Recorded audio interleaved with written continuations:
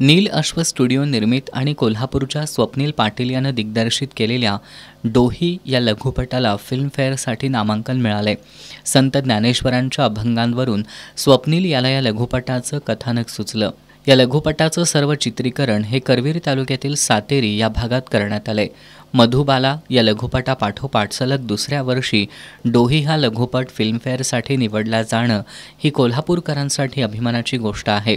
डोहीमधील बहुतांश टीम ही कोल्हापूरची आहे।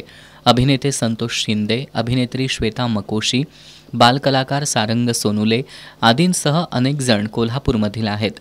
फिल्मफेअरमध्ये जनतेचा वोट हा सुद्धा स्पर्धेचा भाग आहे। सध्या या लघुपटाला वोट करण्यास सुरुवात झाली आहे, तरी जास्तीत जास्त नागरिकांनी वोट करावं, कोल्हापूरच्या मातीत आणि कोल्हापूरच्या कलाकारांनी बनवलेल्या लघुपटाला विजयी करा, असं आवाहन दिग्दर्शक स्वप्नील पाटील यानं केलंय।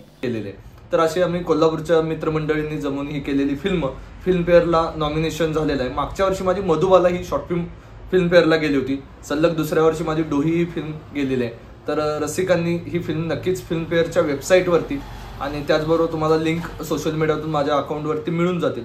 तर त्या लिंकवरती तुम्ही नक्कीच ही फिल्म पाहायला मिळेल तुम्हाला आणि आवडल्यास नक्कीच वोट करा आणि इतरही रसिकांपर्यंत ती फिल्म शेअर करा जास्तीत जास्त। याच्या 2 दिवसातच ह्या कालावधी आहे वोटिंगचा, त्यामुळे जास्तीत जास्त लोकांपर्यंत पोहोचवा आणि वोट करा।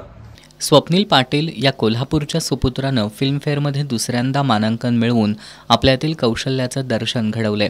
कोल्हापूरकरांची स्वप्नीलला साथ मिळाली तर नक्कीच फिल्मफेअरवर कोल्हापूरचं नाव कोरलं जाणार आहे।